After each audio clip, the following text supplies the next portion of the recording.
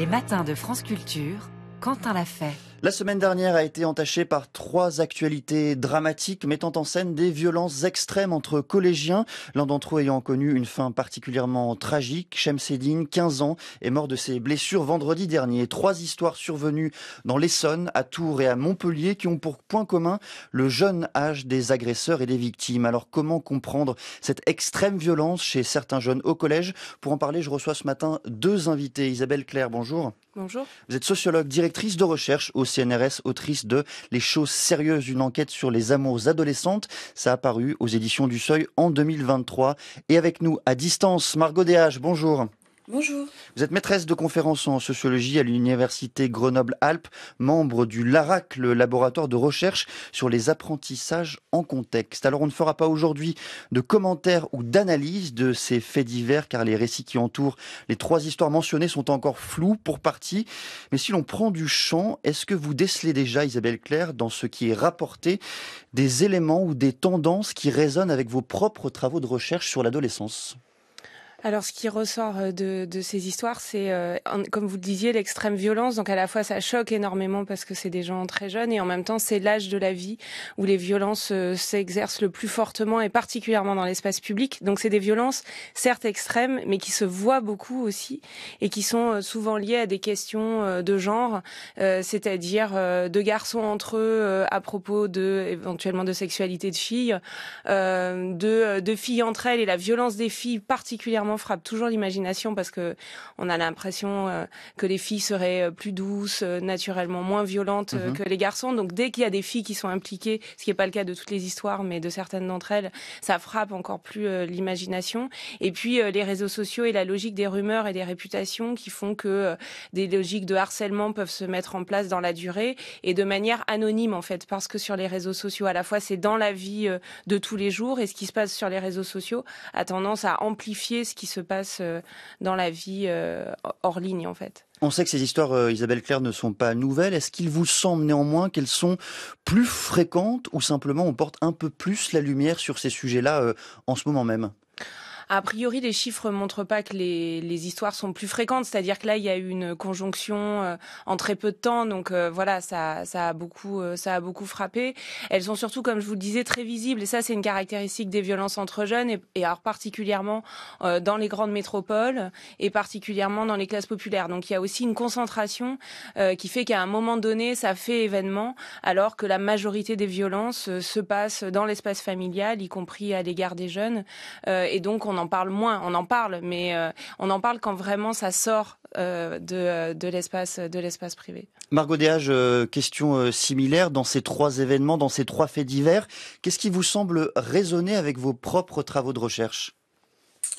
Oui, alors c'est vrai que sur le fait des réseaux sociaux, ce qu'on constate, c'est que les jeunes, ils ont tendance à utiliser les réseaux sociaux pour faire des choses qui peuvent être réprimées en fait en face à face, notamment expérimenter des nouvelles fréquentations entre filles et garçons, ou bien aller parler de sexualité ou des choses comme ça. Et le problème, c'est dès lors que ça fuite des réseaux sociaux, ou bien que ça va être inventé sur les réseaux sociaux. Et quand ça passe en ligne, notamment sur Snapchat, sur Instagram, il va y avoir un effet de vérité. Les jeunes vont se dire oui, j'ai vu sur Snapchat, j'ai vu sur Instagram. Donc c'est vrai, donc c'est justifié de faire subir des violences à ces jeunes-là, puisque c'est bien mérité, puisque on a vu ça sur les réseaux sociaux. Donc il y a un phénomène de preuve en fait qui se passe en ligne. C'est pas nécessairement anonyme, mais il y a aussi la possibilité pour les jeunes, grâce aux réseaux sociaux, d'usurper des identités, donc de se faire passer pour quelqu'un d'autre.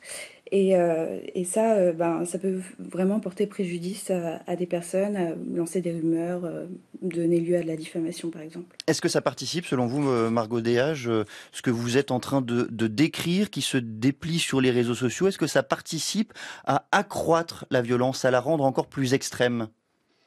Alors, je dirais pas que ça l'accroît, puisque je rejoins Isabelle Claire dans le fait que les chiffres, notamment de violence à l'école, diminuent entre 2017 et 2022. Hein. Il y a moins de violences physiques, moins de violences verbales, mais en fait, ça leur donne un prétexte, si j'ose dire. Et puis, ça peut permettre de les diffuser au-delà de l'enceinte même de l'établissement. Et donner lieu à des violences, notamment dans le quartier, comme on a pu le voir en Essonne.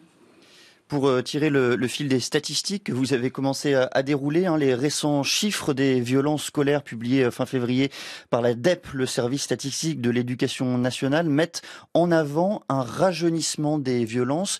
Les jeunes, les très très jeunes notamment, sont l'objet et sont à l'origine de ces violences extrêmes. Isabelle Claire, là aussi, comment est-ce qu'on l'explique ou comment on le comprend ?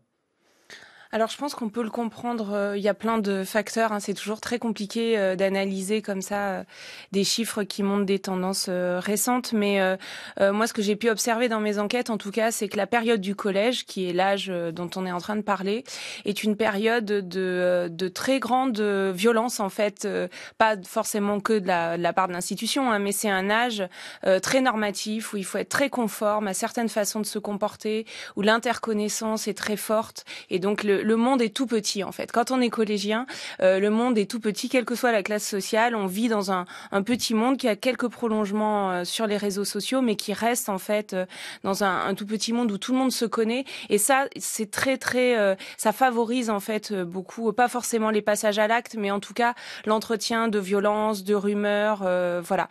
Et ça, je pense que ça a des effets. Le fait qu'il y ait comme ça un rapport très dur à ce qu'il convient de faire, à ce qui peut être sanctionnable. Et puis il y a des formes d'amplification.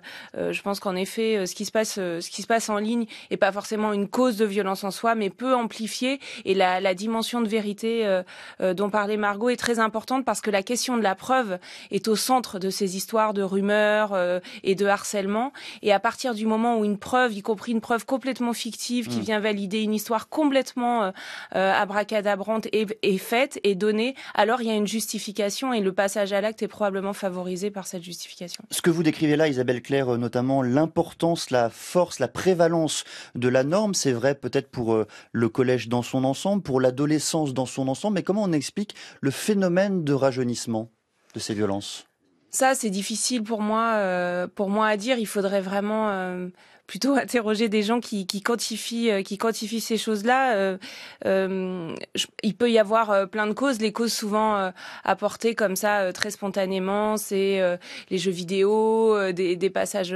Bon, moi, franchement, j'ai du mal à analyser ces choses-là et j'aimerais m'assurer en fait qu'il y a un tel rajeunissement. Ce que je pense par contre, c'est que quand la violence frappe très jeune, elle frappe énormément l'imagination parce qu'il y a la sensation de personnes incontrôlables et il y a une défaillance adulte qui est pointée du doigt beaucoup plus fortement quand c'est plus tard dans l'adolescence.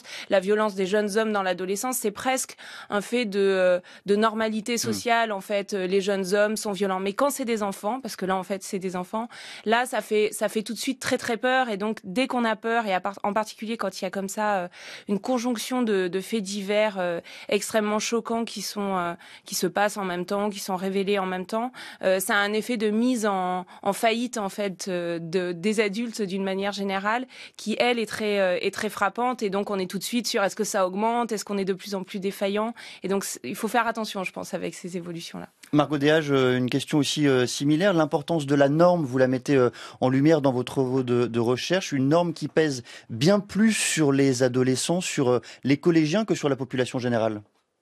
Oui, si je peux me permettre juste de revenir sur cette question de rajeunissement, ce qui est sûr, c'est que il est plus visible ce rajeunissement puisque avant on ne faisait pas d'enquête dans l'école primaire, donc ces chiffres sont tout nouveaux en fait. Donc ça donne l'impression qu'il y a énormément de violence. Et ce qu'on constate, ce que Dan Oveus a constaté dans ses enquêtes déjà en Suède dans les années 70 et ça se vérifie ici, c'est que les violences physiques sont beaucoup plus nombreuses en primaire, puis décroissent ensuite au collège et progressivement jusqu'au lycée, parce qu'on passe progressivement aux violences morales, verbales, psychologiques et aux violences sexuelles. Donc en fait, il y a une espèce d'évolution de la violence au cours de la vie des adolescents. Ensuite, les normes, elle pèse particulièrement au collège. En fait, je rejoins tout à fait ce que vient de dire Isabelle Claire, dans le sens où ces normes-là, elles sont si fortes, puisque on est à un moment de la vie où on essaye de devenir une jeune femme, un jeune homme, ou bien autre chose, et donc on essaye de se conformer à ce qu'on voit, puisqu'on ne sait pas exactement ce que ça veut dire. Donc on a pour ça, pour se servir de repère, les rumeurs notamment, ce que disent les autres, des copains, des copines, pour savoir ce qui est bien, ce qui est mal, etc. Et ces rumeurs, elles portent essentiellement sur le rôle de genre que vont jouer les élèves. Il y a aussi la question de l'entrée dans la vie amoureuse, l'entrée dans la sexualité, qui se rejoint en fait ces problématiques de genre. Et donc ici, comme les jeunes sont en train de découvrir, ils ont tendance à avoir une vision très stéréotypée de ce qu'ils doivent faire et de ce que leurs camarades doivent faire. Ce qui marque aussi Isabelle Claire dans certaines de ces histoires, dans ces faits divers, alors pas seulement les 3 derniers, ceux de la semaine dernière, mais d'autres qui ont été mis en lumière dans la presse au cours des derniers mois, c'est peut-être la violence des filles. Alors on est surpris d'être surpris. Est-ce que vous-même, c'est quelque chose qui vous surprend, cette violence féminine, si je puis dire? Non, la violence féminine me surprend pas. Ce qui me surprend, c'est qu'on soit toujours surpris voilà, que les filles puissent cette exprimer. Voilà, c'est ça. Alors qu'en fait, c'est quelque chose qui est établi. C'est une des raisons pour lesquelles la difficulté à penser la violence des filles et des femmes est une des raisons pour lesquelles elle passe plus souvent sous les radars, y compris de la justice, de la répression. Après, il y a un fait aussi objectif qu'on voit dans les enquêtes de victimation. Donc pas celles qui viennent de la police, mais plutôt les enquêtes individuelles où les gens déclarent les violences subies, et ça reste malgré tout, et quels que soient les âges de la vie, et particulièrement dans la jeunesse, les violences sont quand même d'abord commises par des garçons sur des garçons et sur des filles. Et dans le même temps, Isabelle Claire, vous décrivez dans vos travaux de recherche qu'il y a une tolérance des filles pour cette violence masculine. En tout cas, elles tentent de l'expliquer, de le comprendre, notamment par un manque de maturité des garçons. Oui, alors la sanction d'immaturité des garçons, c'est aussi un refuge, c'est ce qui permet d'expliquer qu'ils puissent être incontrôlables. Ça leur donne une excuse d'une certaine façon à plein d'égards, et souvent, c'est ce que disait Margot Déage à l'instant, le fait d'être dans ce moment de transformation de fille à femme et de garçon à homme, c'est un moment d'apprentissage très fort et un moment stéréotypé très fort, et en général, on compare les garçons dans les relations amoureuses, par exemple, on dit souvent, on entend ça très souvent, on le dit même d'hommes adultes qui sont moins mûrs que les femmes, et particulièrement dans la jeunesse, alors que ce qu'on compare en réalité, c'est pas tellement des garçons à des filles qui seraient tellement plus mûrs, qui maîtriseraient tellement plus les choses, mais on compare les petits garçons aux hommes, et donc c'est des garçons balbutiants qui savent pas bien s'y prendre, qui roulent des mécaniques, qui sont obligés d'en faire des tonnes pour avoir l'air d'être virils, d'être des vrais mecs, ce qui peut d'ailleurs les conduire et ce qui peut justifier des passages à la violence, parce que justement, pour se faire vrais mecs, pour être au-dessus de tout soupçon, pour ne surtout pas passer pour des PD, des mauviettes, des enfants, des petits. Il faut en faire beaucoup parfois, et ça peut justifier, y compris aux yeux de certaines filles, des expressions de violence, y compris à leur égard à elles et à leurs dépens, parce que c'est une façon de valoriser en fait cette transformation qui peut être un peu difficile et souvent faite de pas mal d'échecs des garçons en hommes. On va poursuivre cette discussion avec vous deux, Isabelle Claire et Margot Déage, à partir de 8h20 pour tenter de comprendre les origines multiples de cette violence chez les jeunes. 6h30, 9h, les matins de France Culture. Quentin l'a fait. La semaine dernière a été entachée par 3 actualités dramatiques mettant en scène des violences extrêmes entre collégiens, l'un d'entre eux ayant connu une fin particulièrement tragique. Chemseddine, 15 ans, est mort de ses blessures vendredi dernier. 3 histoires survenues dans l'Essonne, à Tours et à Montpellier qui ont pour point commun le jeune âge des agresseurs et des victimes. Alors comment comprendre l'extrême violence chez certains jeunes au collège? Pour en parler, je reçois ce matin Isabelle Claire. Elle est sociologue, directrice de recherche au CNRS, autrice de Les choses sérieuses, une enquête sur les amours adolescentes. Ça a paru aux éditions du Seuil en 2023. Et à ses côtés, Margot Déage, maîtresse de conférences en sociologie à l'université Grenoble-Alpes, membre du LARAC, le laboratoire de recherche sur les apprentissages en contexte. Margot Déage, on a vu à plusieurs reprises dans la presse, s'agissant de l'affaire qui a surgi à Viry-Châtillon, où Chemseddine, je le disais, 15 ans, est mort après avoir été violemment agressé près de son collège. L'affaire était présentée comme un crime d'honneur. Est-ce que selon vous, cette notion de crime d'honneur est pertinente d'abord, mais surtout appropriée même? Alors, c'est vrai que c'est une notion très forte. Il y a des éléments qu'on peut retrouver dans le terme de crime d'honneur. Alors, c'est une notion qui est plus, à mon sens, morale que juridique, mais c'est le fait que, quand même, ce soit des frères qui tentent de défendre leur petite sœur par rapport à des tentatives de la part de jeunes garçons de s'approcher d'elle pour parler de sexualité, etc. Et dans la notion d'honneur, en fait, elle consiste à dire que en fait ça va être un groupe qui va se protéger la pureté en quelque sorte des femmes du groupe, des petites sœurs, de la mère, etc. Et donc ici on est sur un geste, en tout cas une réaction à la menace de l'honneur d'un groupe. Maintenant en termes juridiques, je ne sais pas si c'est pertinent de l'employer, puisque en tout cas dans beaucoup de pays, par exemple les États-Unis ou encore l'Italie, les crimes d'honneur étaient presque excusés dans le code pénal jusque dans les années 70-80. Donc ici, on est vraiment sur la logique inverse, en fait, de les criminaliser plutôt. Isabelle Claire, ce que charrie également cette notion de crime d'honneur, c'est tout un imaginaire lié à la sexualité entre groupes, à la sexualité chez les adolescents notamment. La sexualité, c'est peut-être parfois, souvent, un moteur, un déclencheur de la violence ?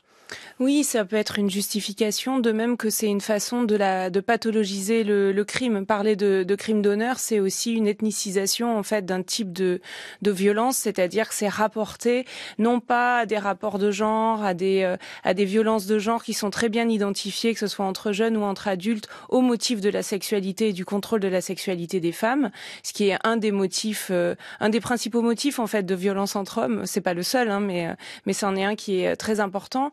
Et parler de crime d'honneur, c'est une façon de particulariser en fait ce crime, de le rapporter à une culture étrangère, une culture ancienne, traditionnaliste, qui empêche en fait de comprendre une grande partie des ressorts de cette violence qui a à voir avec le très contemporain, avec la société française, avec d'autres formes d'inégalités qui sont aussi des inégalités raciales et qui justifient en fait, qui d'une certaine façon normalisent en la pathologisant la violence à un certain endroit de l'espace social et en faisant une espèce de folklore quasiment par rapport auquel la seule réponse peut être la répression et jamais de comprendre comment elle s'inscrit en fait dans un continuum de violence bien plus largement partagé. Et c'est clair que le contrôle de la sexualité des femmes, de ce que doivent faire les femmes et du fait que leur décence sexuelle incombe à la responsabilité des hommes du groupe, que ça soit le mari, que ce soit le grand frère selon les lieux, ça peut être les mères aussi dans d'autres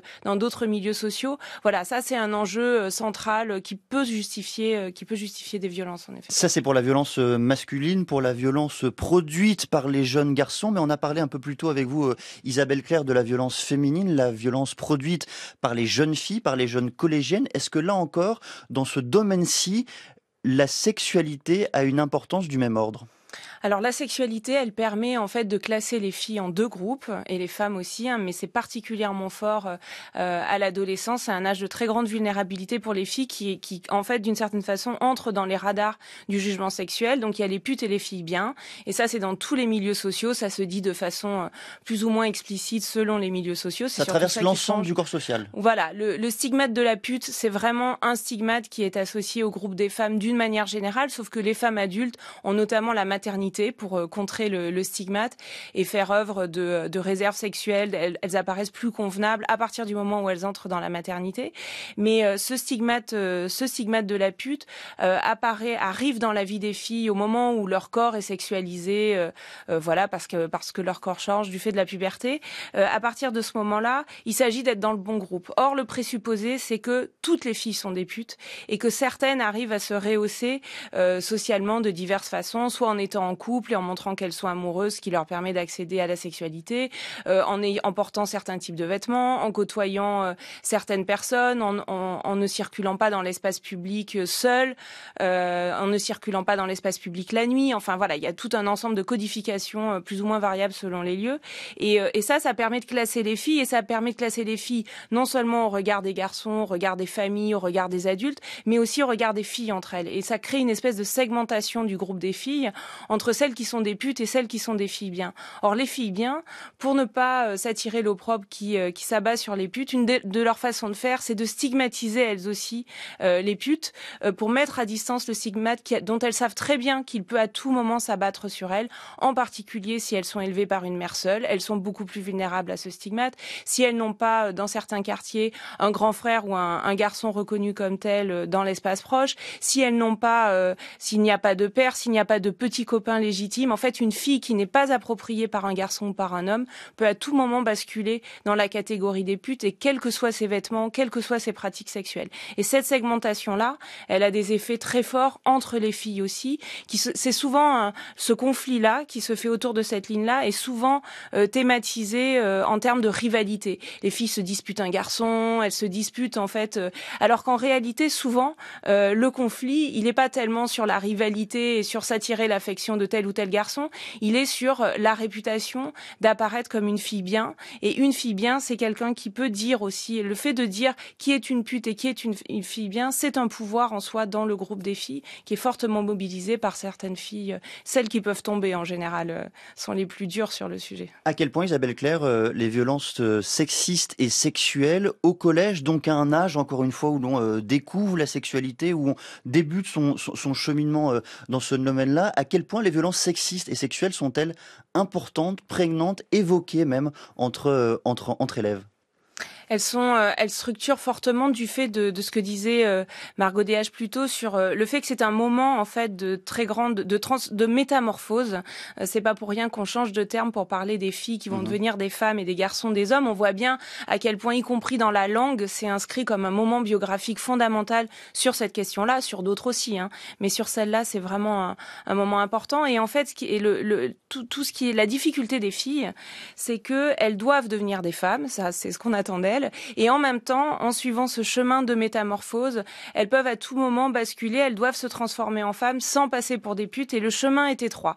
Parce que d'un côté, elles se transforment, elles sont sexualisées, elles doivent elles-mêmes exprimer, elles doivent avoir des expérimentations sexuelles, toujours cadrées quand même plutôt dans un couple, à l'inverse des garçons. Et ce moment de transformation qui doit advenir les expose à la stigmatisation. Et elles sont comme ça, sur ce chemin étroit entre les filles coincées, les petites filles, etc. Et puis les putes, les salopes, celles qui vont trop loin. Et elles sont toujours en fait en possibilité, en risque de devoir de basculer dans une case ou dans l'autre. Et ça, c'est vraiment quelque chose qui structure très fortement leur expérience et les jugements des uns et des autres sur elles. On a parlé du lien entre sexualité et violence. Je voudrais qu'on aborde désormais le rôle des réseaux sociaux dans cette production de la violence. Le président de la République disait la semaine dernière lors d'un déplacement dans une école parisienne, je le cite, « Il y a beaucoup de violence qui se joue derrière les écrans et sur les réseaux sociaux ». Fin de citation. Margot Déage, quelle analyse faites-vous de cette affirmation? Est-ce que c'est vrai qu'une grande part de la violence se fait singulièrement derrière l'écran?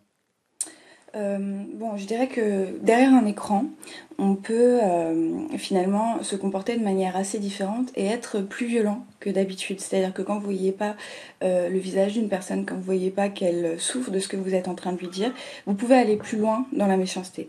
Et donc, en ligne, la forme de violence qui est la plus fréquente, c'est la violence verbale, les surnoms méchants, ce genre de choses.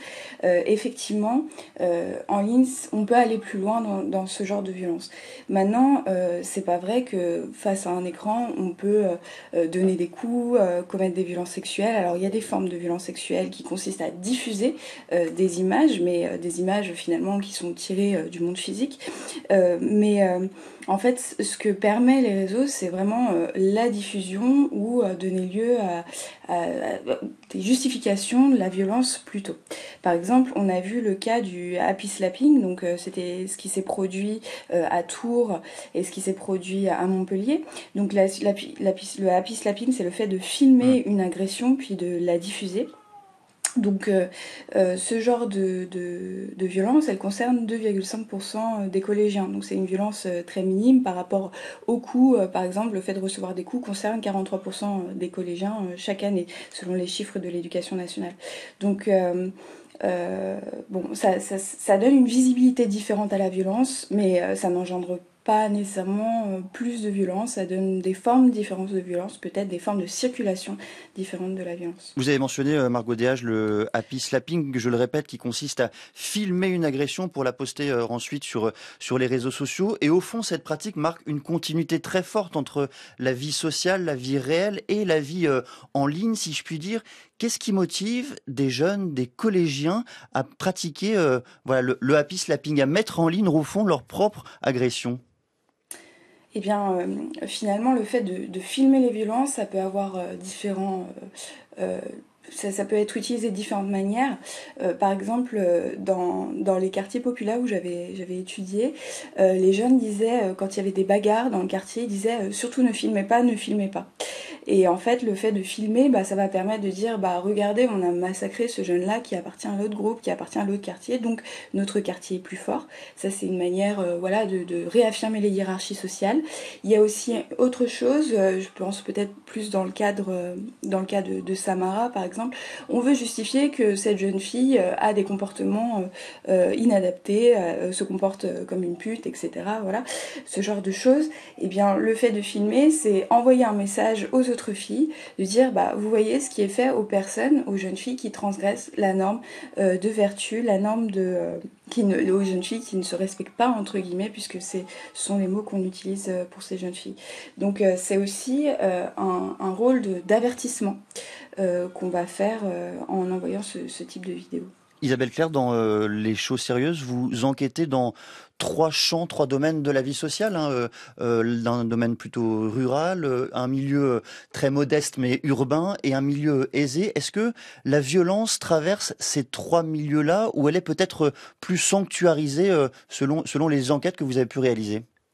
Alors, ce qu'on sait de manière quantitative, c'est que la violence traverse l'espace social, en particulier les violences privées, que sont les violences conjugales ou les violences sexuelles, de façon assez peu discriminée. Ce qui discrimine le plus, c'est la précarité des hommes. En fait, c'est le fait que un homme n'ait pas d'emploi ou soit dans une extrême précarité qui peut conduire éventuellement à plus de violence. Par contre, le rapport à la violence, lui, est très différent selon les espaces sociaux, et notamment dans la bourgeoisie où j'ai enquêté à la fin de mon enquête, donc dans la bourgeoisie parisienne, il y a une euphémisation très forte de la violence dans les mots, y compris dans l'injure, par exemple. La gay friendliness qui est très prisée dans la bourgeoisie culturelle, donc celle qui est plus à distance, notamment de la religion catholique, du pôle économique de la bourgeoisie. C'est là où vraiment la violence est la plus euphémisée. La crise de jalousie est très déconsidérée, par exemple, dans les couples de jeunes, alors qu'elle est une manifestation de sentimentalité et d'attachement dans les classes populaires, donc y compris la violence verbale. L'injure est beaucoup plus euphémisée, et pour autant, il peut y avoir de la violence, mais plus cachée, beaucoup moins dans l'espace public, beaucoup plus dans l'espace privé. Et donc c'est surtout ce rapport-là à la violence et la tolérance à l'expressivité de la violence qui est très différente en fait d'un milieu social à un autre. Ces violences des collégiens posent nécessairement la question de la responsabilité. On se souvient, lors des révoltes qui ont suivi le meurtre par un policier du jeune Naël, lors des révoltes urbaines, une partie de la classe politique, une partie notamment du gouvernement, avait pointé du doigt la responsabilité des parents, puis des réseaux sociaux. Est-ce que les élèves sont directement responsables de ce qui leur arrive ? Comment est-ce que vous abordez, vous, Isabelle Claire, cette question de la responsabilité de la violence quand on a 11, 12, 13, 14 ans ? Alors je pense que c'est évident que les adultes ont des questions à se poser sur leur propre responsabilité, qu'ils soient dans l'institution scolaire, dans la famille, dans l'État aussi. Mais je pense que une des façons aussi de poser la question de la responsabilité, c'est pas seulement la responsabilité immédiate des adultes qui sont autour des enfants, c'est aussi ce qu'on véhicule comme apparaissant comme normal. Et la violence est certaines violences en fait sont très délégitimées, mais en fait beaucoup de violences, et notamment la violence masculine, peut être aussi légitimée d'une manière plus générale, et ça passe dans les apprentissages, ça passe aussi dans les discours d'État, dans la valorisation de la masculinité, de la guerre, de l'anéantissement de l'autre. C'est aussi des discours qui sont très valorisés, c'est-à-dire on est très choqué quand c'est des enfants de 11-12 ans qui la pratiquent, qui la mettent à exécution, et en même temps c'est totalement naturalisé dans énormément d'espaces auxquels ces jeunes-là, ces mêmes jeunes sont exposés. Donc je pense que dans la responsabilité, il y a aussi cette difficulté, par exemple, pour l'école et pour l'État à prendre en charge l'apprentissage de ce que sont les normes de sexualité, de ce que c'est que la sexualité, de ce que sont les normes de genre, qui à chaque fois créent des paniques morales chez ces mêmes adultes ultra responsables et peuvent créer beaucoup de violence, voilà.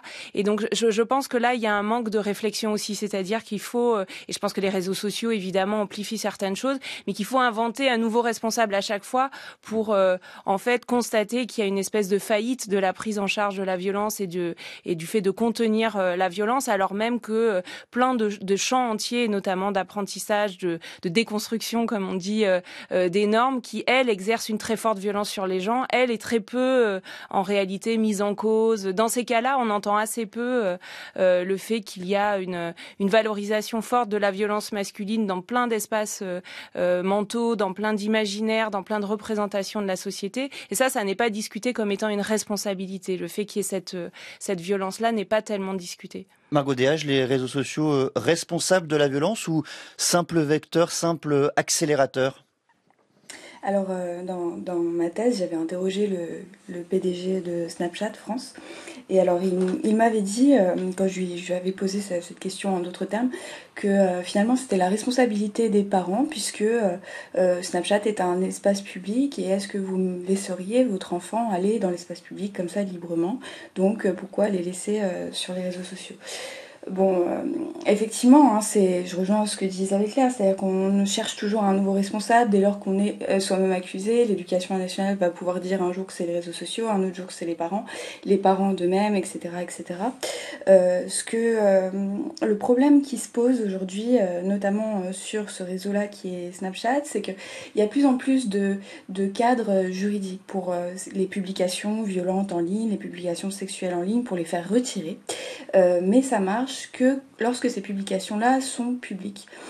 Et quand elles sont partagées dans les conversations privées, dans des groupes privés, comme c'est le cas dans ce qu'on appelle les comptes chicha, qui sont en fait des groupes qui réunissent plein de collégiens qui envoient des contenus un peu diffamants, compromettants, etc.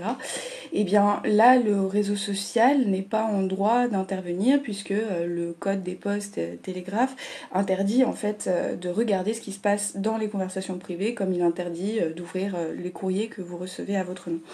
Donc ici, il y a une vraie limite puisqu'on est sur du viral privé et donc ça empêche de contrôler en fait la propagation des violences. Margot Déage, ce week-end, le Premier ministre Gabriel Attal, face aux 3 faits divers qui nous intéressent aujourd'hui et qui se sont déroulés la semaine dernière, le Premier ministre envisage d'instaurer des conseils de discipline dès le primaire. C'est une mesure, une idée plutôt qui fait énormément réagir, notamment les syndicats de l'éducation nationale. Comment est-ce que vous analysez cette proposition ? Eh bien, c'est vrai qu'on entend souvent que face à la violence, il n'y a pas des sanctions assez sérieuses et donc, voilà, comment empêcher certains comportements sans contrainte. Mais comme ça, je dirais, qu'est-ce qu'il y a derrière le conseil de discipline? Il y a la possibilité peut-être d'exclure un élève. Donc l'exclure temporairement ou l'exclure définitivement, ça veut dire quoi? Ça veut dire l'envoyer dans un autre établissement. Et donc quand on fait changer les élèves d'établissement, on règle pas le problème en définitive. Peut-être même qu'on va leur ajouter des difficultés sociales, des difficultés scolaires. Et donc finalement, à mon sens, c'est plutôt déplacer le problème. Margot Déage, est-ce que vous êtes au fond d'accord avec l'idée que le conseil de discipline, c'est peut-être aussi l'occasion, là je me fais l'avocat du gouvernement, l'occasion de créer du discours, de la rencontre entre l'élève et l'institution, aussi peut-être l'occasion de créer du contradictoire, puisque c'est le moment où un élève agressé et un agresseur peut peut-être se rencontrer, discuter et rencontrer aussi les parents de chacun des deux groupes. Alors oui, c'est un moment de rencontre, mais c'est un moment de rencontre sous tension. Le programme phare propose quelque chose qui est assez intéressant, c'est la méthode de la préoccupation partagée, qu'on appelle aussi la méthode PICAS. Et donc c'est une manière non blâmante de faire rencontrer les points de vue, et de se faire rencontrer les points de vue de manière plutôt indirecte, sans passer par la confrontation dans un premier temps. Donc ici, je pense qu'il y a quelque chose de plus peut-être efficace, parce que si on pointe du doigt directement les agresseurs et qu'on les dénomme comme tels, eh bien ce qui est le risque, c'est de vouloir se venger contre les victimes, et donc d'aggraver, en fait, de créer un cycle de violence sans fin. Donc conseil de discipline éventuellement, mais vraiment en ultime recours. Isabelle Claire, canaliser, contenir la violence au collège, à quel échelon cela doit se passer? Ça pose encore la question de la responsabilité, de la famille, l'établissement, la politique publique?